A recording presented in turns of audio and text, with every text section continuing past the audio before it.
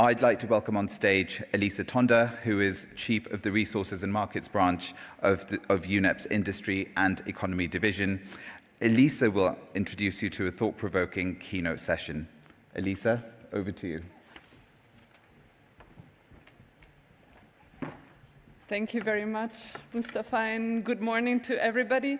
As Mustafa said, I'm Chief of the Resources and Markets Branch in the Industry and Economy Division, which is where a lot of the work with the industry sectors is happening, but also where we are supporting, as Secretariat, a very strategic initiative for UNEP, the International Resource Panel, which is a global science policy platform that helps us find the directions, that provides us guidance on what we would need to do in our engagement with governments, with industries, with other stakeholders to ensure that we manage sustainably and responsibly natural resources while supporting economic development and social objectives. And that platform has been doing over time a lot of work that has enabled us to improve performance in a number of sectors, but one of the sectors and value chains on which that platform has been doing, that panel of experts has been doing amazing work is the minerals and metal sectors, with a long trajectory of publications on this subject.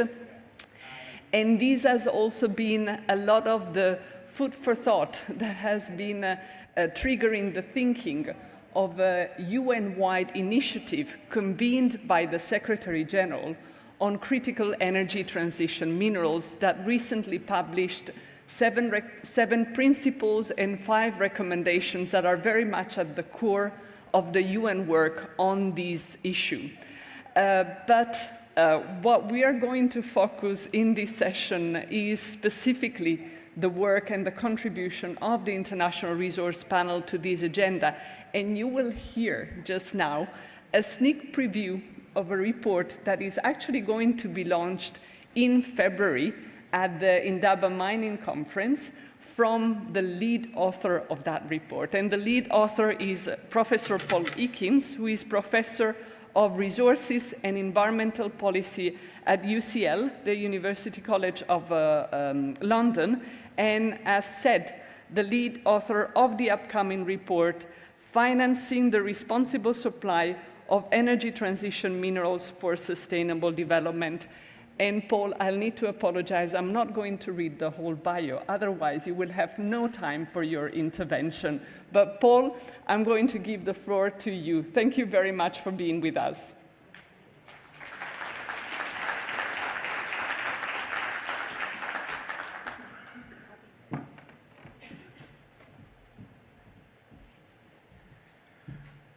Well, thank you very much, Elisa, for that kind introduction. It's a huge privilege to be here and to be able to share these thoughts with you on the energy transition minerals and the need for a step change in thinking about the whole of mining. So there are 3 subjects. One is the financing.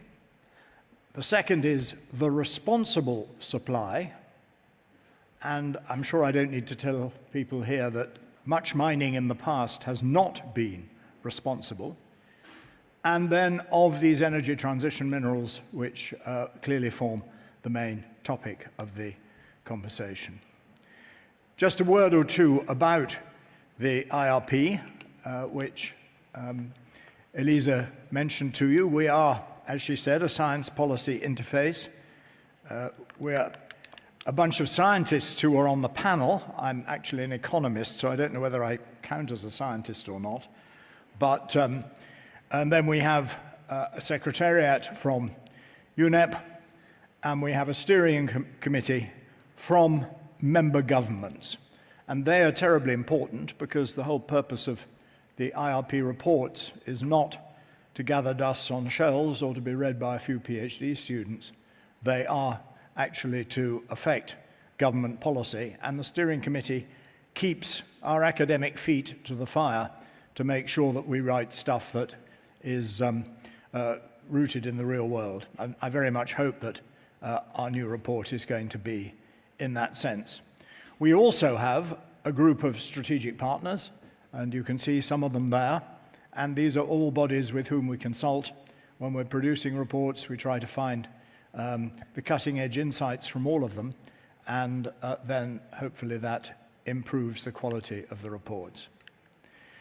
So that's what the report is called, and as I say, I'm very pleased to be here. This is what it looks like.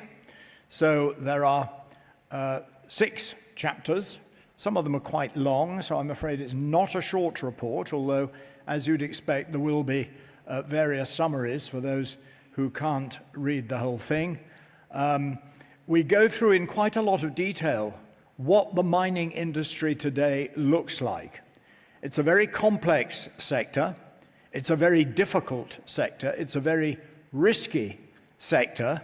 And for all those reasons, it doesn't always find it easy to get the investment that it needs, especially in a new class of minerals where there's still quite a lot of uncertainty precisely what the demand is going to be and where the supply is going to come from. I'd like to, obviously there are environmental issues involved, and we go through those in chapter 3. There are lots of investment issues. You'll be able to see we were fortunate in this report to have consultants based in some of the most important mining regions of the world. So China, obviously, and you'll see the reason for that in a minute, but also Africa and Latin America, 2 very resource-rich parts of the world that are clearly looking to this boom in energy transition minerals to be a major source of their sustainable development. But it will only be so if the mining industry behaves in a rather different way to how much of it has behaved in the recent past. Then we move on to the financing issues. The part 2, chapter 5, really like to give credit to former deputy director of the French Geological Survey, Patrice Christman, who was absolutely central to the drafting of that chapter, and he's a past member of the IRP, no longer a member. And then we get on to the financing issues proper, with a chapter on artisanal and small-scale mining, which is obviously a very different sector, almost a different industry to the large-scale mining, and then we draw some conclusions and recommendations. So that's what it looks like. These are the technologies for which this group of minerals are so important, and you will see that they are the technologies absolutely at the heart of the energy transition. If we do not get adequate supplies of those minerals, then the transition to low-carbon energy sources simply will not take place. And so this is a pretty important issue. We draw quite heavily in the report on the excellent reports of the International Energy Agency, and you'll see that some of these slides that come from them. I'd also like to say that we probably couldn't have produced the report without the data from S&P. University College London is lucky to subscribe to the S&P data series, and I noticed that it's your global sponsor for this conference, so I'm glad to give it that recognition. These minerals and metals have got to grow absolutely dramatically. It's rather hard for me here to read all the detail of the text there, but I guess that the one that's growing fastest there is probably copper, but you'll be able to see that better than me. And these are the 3 scenarios that the International Energy Agency has routinely published. So we've got the stated policies scenario, the STEPS scenario, which is the least ambitious of the decarbonization scenarios. Then we've got the announced pledges scenario, and these are the pledges that were announced at COP26 in the UK. And then we've got the net zero emission scenario, which to me is one of the most important efforts of the International Energy Agency, because it really spells out what the energy transition will need to mobilize if it is to take place. And so here we have the necessary supply, again, across these same scenarios, for the different technologies on the left and of the different minerals on the right. And those orange bars on the right there are indeed copper. Well, copper is not a new mineral. We're all used to copper. But given that electrification is absolutely at the heart of decarbonization, and we are expecting electricity to substitute not just for the energy increase that the information and communication revolution is going to bring upon us, but for transport and a lot of home heating as well, well, you can see that we need a lot more copper. And for my money, looking at the various supply issues for these minerals, if there is going to be a bottleneck and a shortage of any of these minerals, then it will be copper, rather than any of the other rare minerals that are often talked about. For most of the world, we've not even looked for these minerals seriously, apart from copper, whereas copper is potentially a risk, but therefore, obviously, it's an opportunity. We're lucky at UCL. We have a big project in Zambia, which is really banking on copper to be a major motor of its sustainable development. And this is where the investment has got to go in order to produce these minerals. You can see easily the biggest again is copper. I should just say that you won't be able to find these slides in the report, because you'll see there from the most recent IEA report on critical minerals. Obviously, the report has been to bed and is going through the UNEP publication processes, so wasn't able to take those into account, but I thought I would cheat a bit and show you the most recent data. There's nothing there that contradicts anything in the report, and obviously these things change on an annual basis. So this comes from the chapter 6, and it looks at the various forms of financing where the financial return may be important, but it's not the absolutely critical part of investment. And I'm pleased to say that there are lots of investors now who are prepared to look beyond the financial return that they get. The financial return is obviously extremely important, and that's the first column there on the left. But there are all sorts of grades of other kinds of investment. Many of you in the room, I'm sure, are actually people who are active in this field. So I may be telling you something that you already know a lot. But to me, that was quite an important grade of the different kinds of finance, moving, when we get to the right, on impact investing, where actually the main purpose of the investment is to get a social or environmental impact.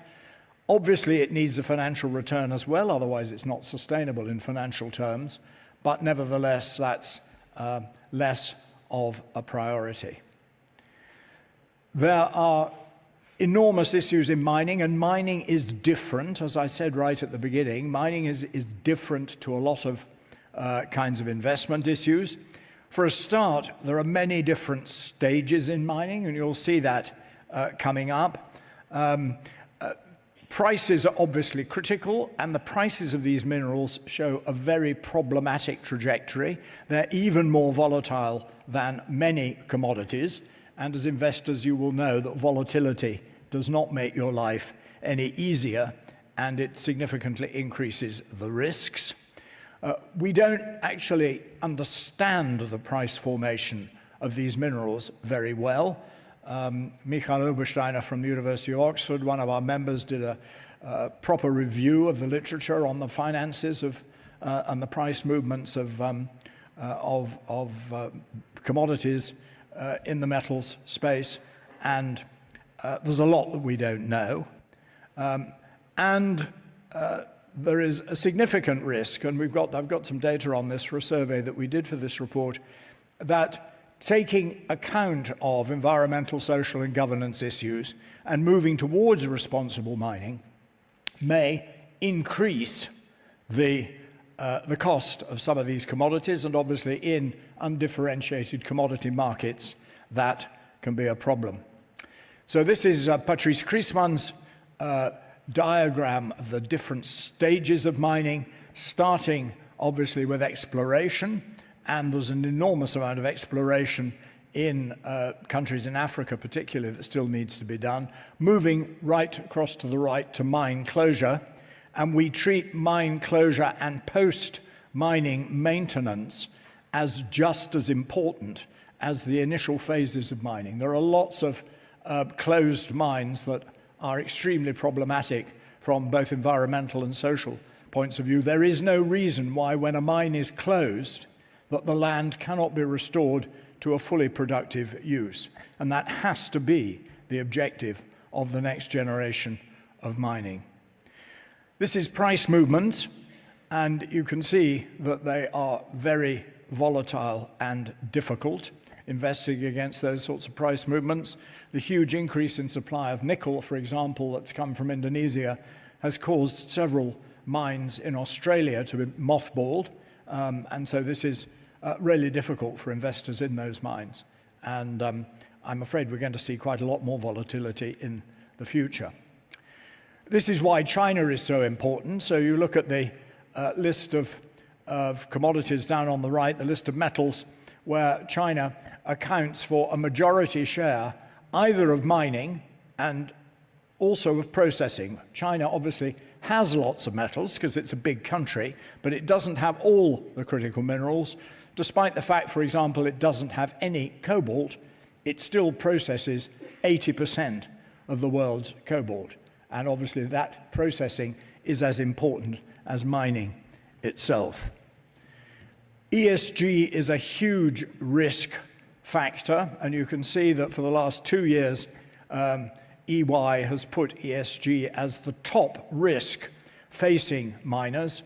Risk equals cost, and that obviously is an investor issue that is extremely important. And these ESG issues are critical not just for moral grounds, though in my view that would fully justify them. They're critical for financial and economic reasons, because one of the diagrams in the report, which I'm not reproducing here, shows the number of mining-related conflicts that there are around the world, and conflicts can effectively stop mine production. And the worst thing you can possibly do when you've invested billions in exploration and opening a mine is then find that you can't produce from them because the enormous opposition that they're experiencing locally. There's an absolutely prime example of that going on in Panama at the moment with First Quantum Minerals that I heard about in detail the other day. So these market arrangements will need to reward responsible mining because they're higher risk, they may involve higher costs, and that can only be done through mutually beneficial partnerships and arrangements between countries that ensure that that mining remains economic and of mutual benefit, not just to the mining company, but to the host country, to the mining, to the host country and to the local communities. Otherwise, it simply won't take place. This is our survey results of the costs of higher ESG performance across various ESG type issues. And the good news is that most of the companies think, this was a survey of mining companies, most of the companies think that it's less than 25%, so that's the green bar. But some of them think it's much more expensive than that, and obviously it varies by jurisdiction and probably by company. We have to arrive at market arrangements that allow that sort of mining to take place. So there are lots of issues that I put up there. I'm looking at a little clock there which tells me that I've got to wind up, which is fine because I'm more or less at the end. If we look at the bottom bullet point there, the major risks for sustainable finance, what are they? They are ESG assessments. They are the investment taxonomies that several regions of the world have now introduced. Mining is not even mentioned in the EU taxonomy, which was a big surprise to me, and that needs to change. And we need standardization of reporting. The International Council on Mining and Metals has started to introduce a consolidated standard for its membership, and that's really important. And we need TCFD and TNFD to take on board the need for this mining and arrive at proper metrics that illustrate what it is. So there are the main recommendations that are relevant to finance. We've got 3 sets of recommendations of that sort. I definitely haven't got time to go through them all, so I'm going to wind up now and say thank you very much for listening. And obviously for the recommendations, there's a lot of text in the report that justifies them, and I hope that that will be enough to encourage you, when the report comes out next February, actually to have a look at it in some detail. Thank you very much.